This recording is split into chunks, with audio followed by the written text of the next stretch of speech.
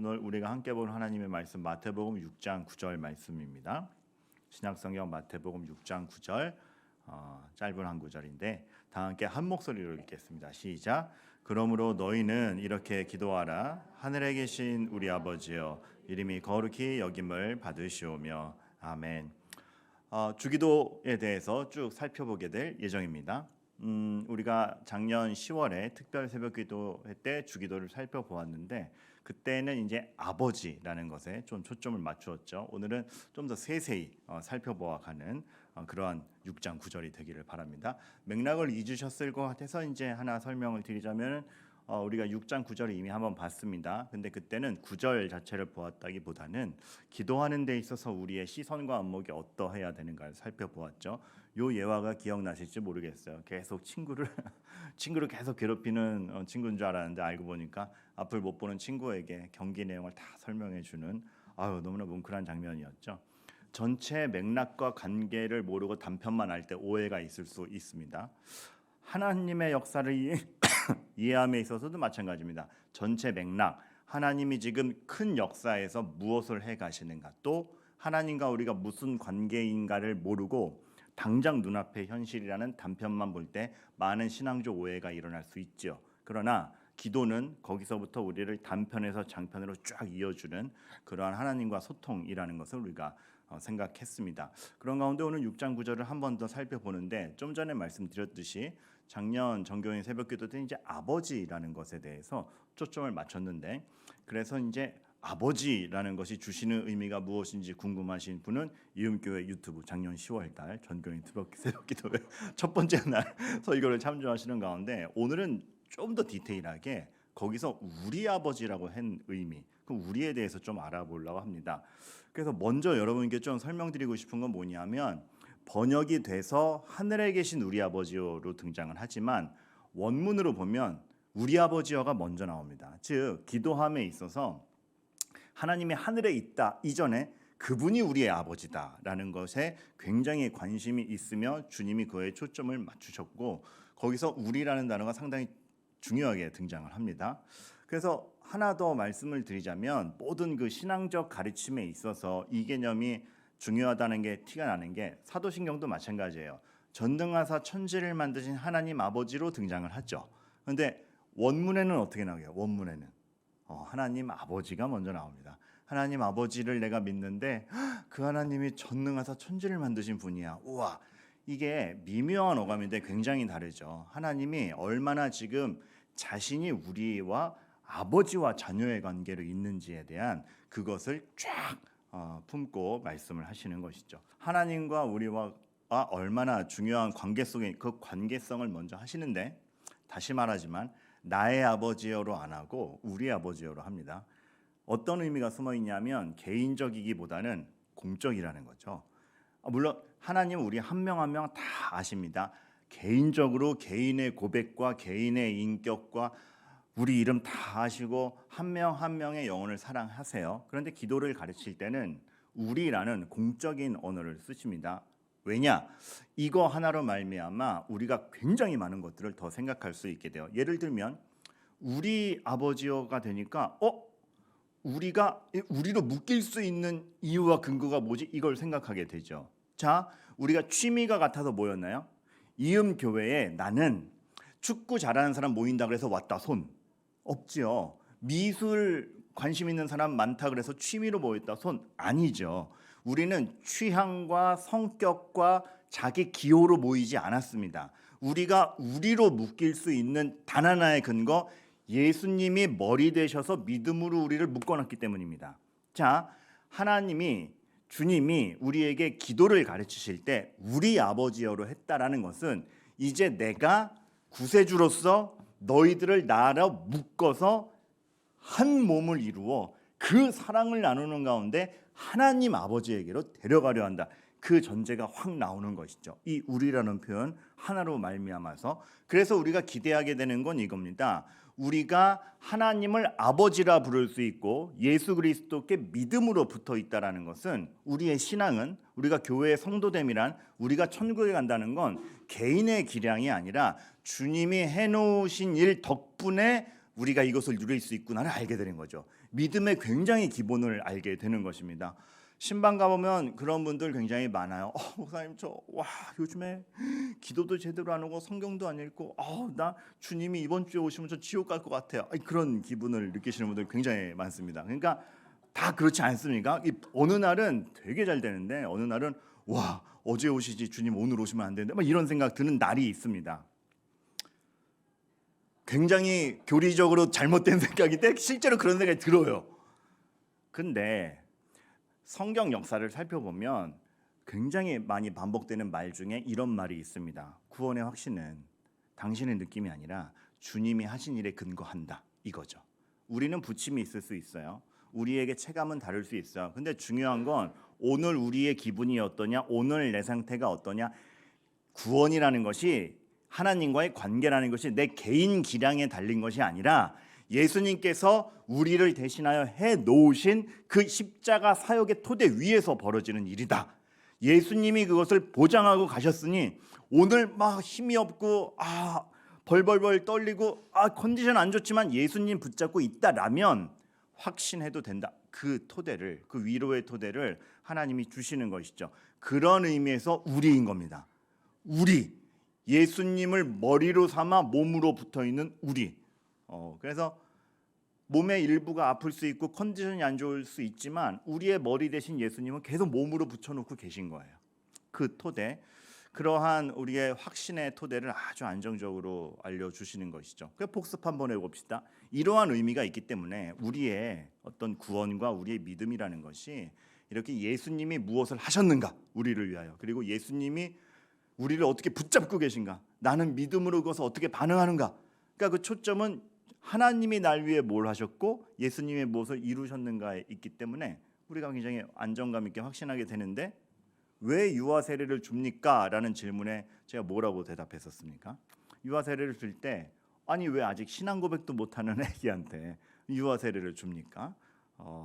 하나님이 시작하신 일이기 때문에 그렇습니다. 그것이 개인 기량, 그 아이의 성숙도로 시작하는 일이 아니라 하나님의 은혜로 시작하는 일이고, 주님께서 해놓으신 일을 믿음으로 붙잡고 이 아이는 주님의 자녀다라는 선언이 가능하다라는 것이죠. 그것이 바로 우리가 유아 세례를 주는 근거이고, 또 하나 견주어 생각할 건, 아직 신앙 고백도 못하는 유아에게 왜 세례를 줍니까? 라고 질문한다면, 그러면 어른이라고 하면 우린 좀 더 낫나요? 그렇지도 않습니다. 물론 어른이 되어서 의식이 있고 하나님에 대한 지식이 있어서 우리 입으로 내 인격으로 신앙 고백하는 것 중요합니다. 너무 중요한 지표입니다. 그것은 확인돼야 됩니다. 하지만 그렇다고 해서 우리가 어른이 되면 죄에 대해서 훨씬 강합니까? 그렇지 않죠.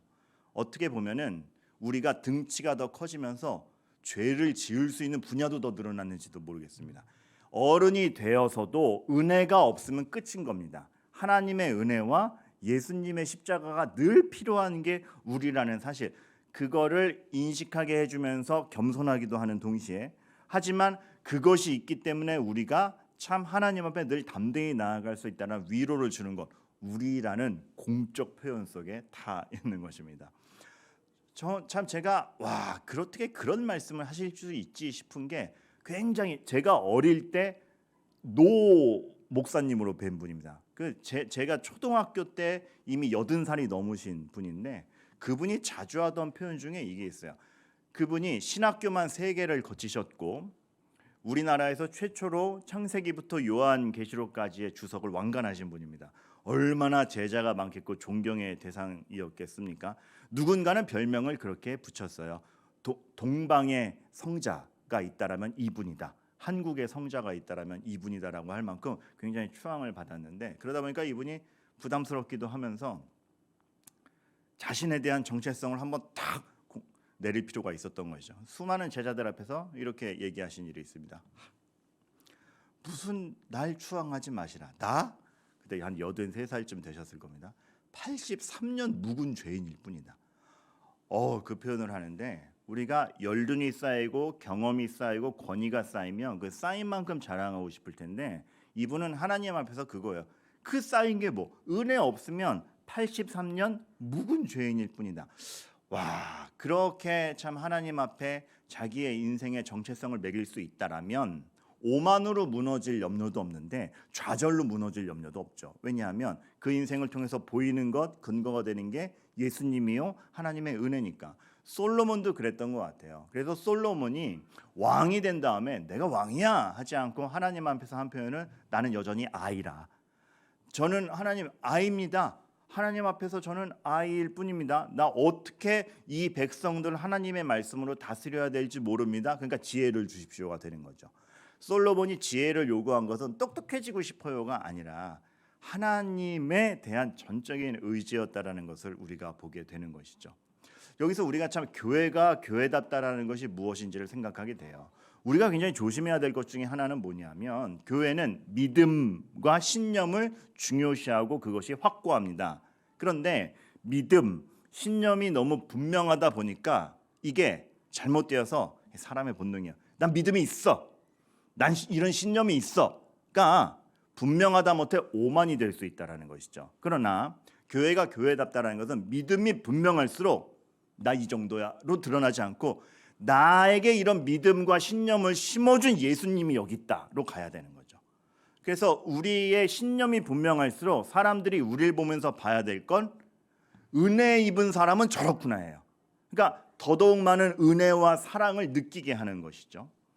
근데 대개 사람들이 뭔가 자기가 옳다라는 걸 딱 알고 있으면은 그 분명함이 날카로움과 오만으로 드러날 때가 많은데 우리는 진짜 교회답다라는 것이 믿음이 분명하다라는 것이 어떤 모습으로 드러나야 되니까 늘 명심을 해야 됩니다. 내가 분명하다 못해 오만하고 딱딱해지지 않는지 늘 살펴봐야 되는 이유 중에 하나인 것이죠. 그리고 또 하나 우리가 이러한 하나님의 은혜 예수 그리스도의 토대라는 걸 자꾸 놓치다 보면은 내가 외적으로 강해진 것을 내 성숙으로 착각하는 경우가 굉장히 많습니다. 외적으로 강해지는 것 그냥 감사의 여건일 뿐이고 그 강해진 것이 또 약해질 수도 있는 것이고 우리의 토대는 예수님 뿐이다라는 걸 우리가 늘 가져야 되는데 우리는 외적으로 강해진 것을 나의 성숙함으로 여길 때가 많죠. 나 이거 이루었어? 이만큼 진급했어? 어떤 위치를 딱 차지하면 그만큼 성장한 줄 아는데 전혀 아닙니다. 그 직급을 가진 죄인일 뿐이라는 거. 은혜 없으면. 제가 저의 참 외적의 강함을 그대로 오만으로 나의 성숙으로 여기는 착각. 정말 난 죄인이구나 느꼈던 게 제가 목사 안수 받을 때 너무 은혜로운 시간이었어. 근데 와 사람이 진짜 순간 그 은혜 다 있고 바로 오만해지는 게 목사 안수를 딱 받고 선언이 되죠. 목사로 성부와 성자와 성령 이름으로 선언합니다. 목사 안수증을 딱 받자마자 뒤를 돌았는데 후배 그 목사 되기 전 단계 강도사들이 쫙 앉아 있는 거예요. 전도사 강도사들이 쫙 앉아 있는데 얼마나 모자라 보이든지 갑자기 방금 5분 전에 안수 받기 전에 나도 강도사였는데 바로 안수증 받자마자 아유 어린 것들 이게 바로 그러니까 하나님 앞에 목사라는 직분을 부여받은 거지 그게 내 성숙은 아니지 않습니까? 여전히 죄인인데 은혜로 정말 하나님의 그런 직분을 받은 만큼 더더욱 하나님의 은혜가 들어가도록 해야 되는 것인데 와 그때 나 죄인이구나 굉장히 많이 느꼈던 순간입니다. 우리는 그래서 하나님이 무엇을 시작하셨는지 하나님의 은혜로 우리 삶이 시작된 것에 대해서 예수 그리스도께서 뭘 하셨는지에 대해서 늘 봐야 됩니다. 우리 아버지라는 우리라는 그 공적 표현을 쓴 게 나라는 개인 기량이 아니라 하나님이 무엇을 해 놓으셨는가를 보는 거. 이 은혜 때문에 그렇습니다. 그래서 우리 아버지여인 겁니다. 공적 표현인 것이죠. 그리고 놀라운 게 주님께서 이 기도를 가르치실 때는 그 공적인 범위를 우리는 지금 예를 들어서 우리 아버지라고 하면 우리 범위를 어디까지 두십니까? 이음교회 성도들 다 같이 우리라고 할 수 있는 옆에 교회는 저기 뭐 판교 무슨 교회 뭐 여기 금곡 어디 교회는 문당 우리 교회는 다 우리에 포함되세요? 그럼 미국의 그 교회는 우리에 포함되세요? 그렇죠. 믿음을 가진 그 모든 것이 다 우리라는 굉장히 넓은 범위입니다. 근데 주님이 여기서 말하는 범위는 훨씬 커요. 하늘의 교회까지. 하늘의 교회까지.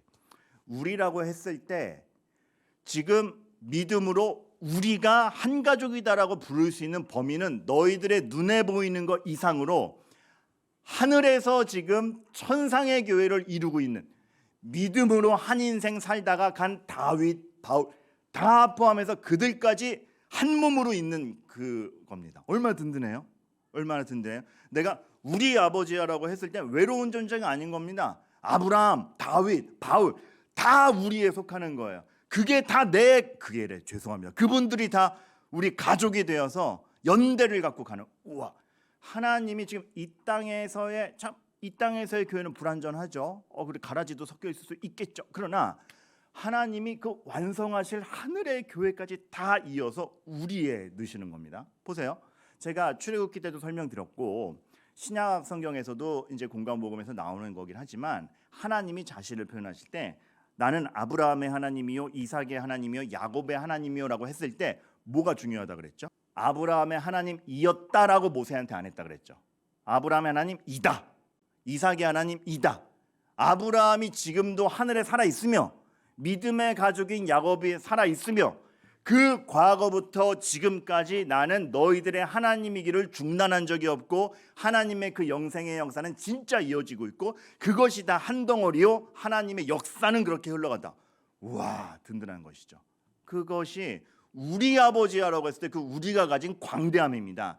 여러분이 교회에 나와서 혼자 애달픈 마음으로 구석에 가서 하나님 하는 것 같지만 그때 여러분들이 하나님을 외칠 때 그 하나님을 똑같은 아버지라 부르는 모든 성도들이 얼마나 많은지 모릅니다. 그 연대감. 여러분 이거에 대해서 자긍심을 느끼셔야 돼요. 저 지난번에 형제 누구가 어린애 우리 주일학교 애들이에요. 둘이 얘기 나누는 거 보고 저 되게 반성했어요. 설교를 들었는지 뭐 했는지 큐트렌즈 할 때 둘이 막 얘기를 하는데 근데 형 아브라함이 이때 이런 건 좀 이상하지 않아? 형한테 물었어요. 그러니까 형이 대답을 못하는 거. 나도 모르겠는데. 너무 궁금해. 형 진짜 몰라? 그러니까 형이 모르겠어. 이렇게 좀 짜증이 났어요. 그러더니 형이 툭 뱉은 말이 있는데 그 말이 저한테 확 와닿았어요. 형이 뭐라 그랬게요? 본인이 답을 해주지 못했어요. 동생에게. 천국 가서 물어봐. 근데 그 말이 왜 확 와닿았냐면 형에게 성경의 인물 아브라함이 이솝우화의 가상의 인물이 아닌 거예요. 천국 가면 만날 인물로 실감나게 얘기하는 게 너무 감사하더라고요. 우리가 그 정도 이상의 실감을 해야 되는 건 아닌가. 그러니까 여러분 교회라는 것은 교회가 추구하고 인식해야 하는 하나됨이라는 건 굉장히 큰 겁니다. 우리가 하나님의 역사가 어떻게 하늘까지 이어져 있고 그 모두가 믿음 안에서 하나다. 그 연대감. 그러니 지금 옆에 있는 누군가 오늘 저기 낯선 사람이 왔다 간 거에 대해서 그 관심. 여러분 교회에서 누군가를 사랑하고 관심하라는 건 매너가 좋아라가 아니고 이러한 하나님의 손길을 안다면 누구 한 명도 그냥 못 보내는 거죠. 제가 만난 최고의 의사 선생님. 저도 참 누군가에게 어려운 개념을 그렇게 설명할 수 있으면 좋겠다 했던 의사 선생님이 한 분 계신데 예전에 제 딸이 어릴 때 열이 너무 나요. 데려갔더니 편도선이 부어서 열이 난 거였어요. 그래가지고 이제 편도선 약을 받아오는데 문득 궁금한 거예요. 아니 왜 목이 아픈데 왜 열이 나요? 목이 아프면 목만 아프면 되지 왜 열이 나요? 그래서 제가 물었어요. 선생님, 근데 궁금해서 물어보는데 목이 아픈데 왜 열이 나요? 선생님이 고수입니다. 그거를 의학적 지식으로 설명했으면 저 하나도 못 알아들었겠죠. 이게 이렇게 돼서 이렇게 돼 이게 열이 납니다.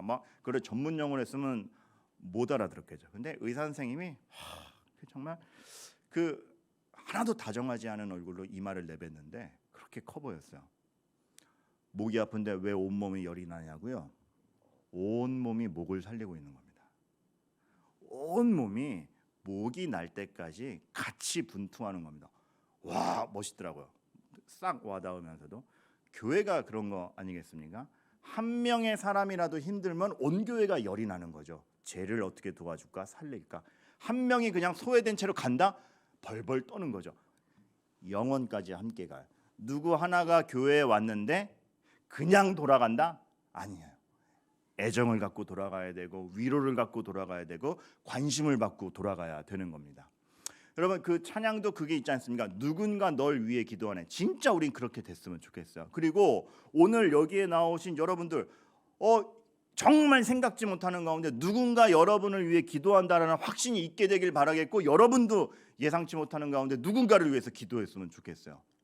그러니까 예를 위해서 말씀을 드리자면, 제가 이제 그 새벽기도 설교를 하는데 초반에 저희 교회 등록 성도분이 아니라 동네에서 나오시던 분이에요. 계셨습니다. 근데 그분이 어느 날 평소 2-30분은 기도하다 가셨는데 어느 날은 설교 끝나자마자 훅 나가는 거예요. 나가는 것도 문 쾅 열고 쾅 닫고 나가는 거예요. 벌써 보이잖아요. 뭔가 지금 일이 있구나. 그리고 그 다음부터 안 오셨어요. 그럼 마음이 너무 쓰이잖아요. 제가 기도하고 있어. 하나님, 그때 그 문 쾅 열고 쾅 닫고 나간 그분 이름 모르잖아요.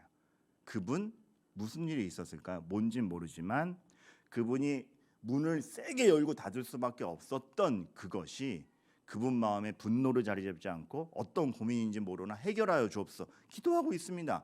그분은 상상 못하겠죠. 등록교회도 아닌 이 대장동 상가 3층의 이음교회에서 누군가 자신을 기도하고 있다? 모르겠죠. 근데 그 역사는 이루어지는 겁니다. 저는 여러분의 성숙도를 믿는 게 여러분 안에서도 지금 예상치 못하는 가운데 누군가 누구를 위해 기도하고 있을걸요. 제가 왜 그걸 확신하냐면 신방 가면 문득 물으시는 분이 계세요. 근데 목사님, 지난주에 그 모자 이거 쓰고 오신 분, 그분 이름 뭐예요? 왜 물어보세요? 표정이 안 좋더라고, 그분이. 해서 기도 좀 하게 라고 하시는 분이 실제로 계세요. 교회는 그런 곳입니다. 몰라요. 여러분이 힘든 순간에 확신하십시오. 여러분이 모르는 사이에 정말 예상치도 모르는 가운데 여러분을 위해 기도하는 사람이 있을 거라는 것을. 그게 확신이 안 된다면 이 말씀 갖고 확인하세요. 그래서 로마서 8장 26절이 주옥 같은 거예요. 무슨 말씀인데요? 이와 같이 성령도 우리의 연약함을 도우시나니 우리는 마땅히 기도할 바를 알지 못하나, 표현이 멋있게 돼 있죠. 근데 우리는 마땅히 기도할 바를 알지 못하나가 현실로 되면 어떤 겁니까? 목사님, 나 오늘 기도 안 된다. 뭐라고 기도해야 될지도 모르겠어. 이거 아닙니까? 근데 그러한 순간마저도 우리가 내 무슨 기도를 해야 될지도 모르는 그때에 오직 성령이 말할 수 없는 탄식으로 우리를 위하여 친히 간구하시니라. 우와, 중보자 예수 그리스도가 성령의 은혜 가운데에서 성령 하나님께서 성부 하나님과 교통하면서 우리를 위해 탄원하고 계시다. 변호사는 예수님으로 계시고.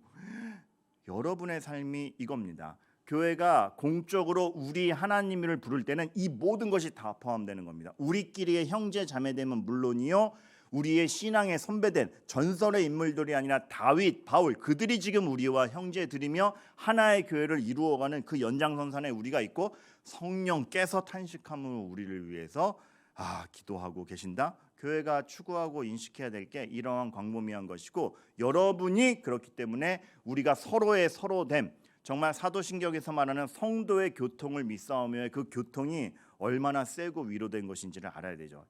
여러분 단언하고 가세요. 여러분 혼자 아닙니다. 여러분 혼자 아닙니다. 참, 근데 한편은 부담스러워요. 혈연이어도 사실 실제 피를 나눈 가족끼리도 얼마나 싸움이 많이 일어나고 배려하기가 힘들어요. 근데 피 한 방울 섞이지 않은 사람들과 형제 자매나 부른다? 주님께서는 명령하시는 거죠. 너희의 본성의 한계를 극복하고 죄와 싸워라. 그것을 해내는, 그만큼 죄로부터 자유로운 우리를 선언할 수 있는 게 나한테 기도하는 너희들이며 그만큼 내가 은혜를 주겠다. 우와, 여러분 우리가 그렇게 되기를 바랍니다. 그리고 마지막으로 하나 더 깨달을 거는, 이러한 것 때문에 우리는 우리의 원초적인 존재감을 알아요. 우리 아버지요, 내 개인 기량이 아니라 하나님을 아버지라 부를 수 있으며 우리를 믿음 안에서 하나로 묶으신 예수님이 있기 때문에 내 삶이 가능합니다를 아는 사람은 우리의 원초적 존재감을 알죠. 어떤 면에서 짠, 선악과 먹을 때, 아담과 하와가 선악과 먹을 때 OX 퀴즈, 너무 배고파서 먹었다. OX. 먹을 게 동산에 하나도 없어. 아담 이거나 하나 따먹읍시다. 먹었다. OX. X죠. 다 주어졌어요. 다 주어졌어요. 풍족한데 먹은 겁니다. 배고픔이 아니라 하나님에 대한 반항이었죠. 만나, 모세가 얘기해줘. 신명기 8장에서 5장입니까? 8장입니까? 8장으로 기억을 하는데 40년 동안 우리 배고픈 적 없었다. 그래도 타락하는 게 우리다. 그래서 사람이 떡으로만 살 것이 아니요 하나님의 입에서 나오는 말씀으로 살 것이다. 조건이 문제가 아니라 하나님과 어떤 관계냐가 지금 너무 중요한 겁니다. 하나님은 이 기도를 통해서 지금 뭐 필요해 필요 채워줄게 이전에 내가 니네 아버지고 너희들이 나를 떠나면 안 되고 나와 함께 있는 것이 너희 삶의 진정한 복이다를 늘 가르쳐 오셨죠. 그 가운데 우리 아버지. 짠.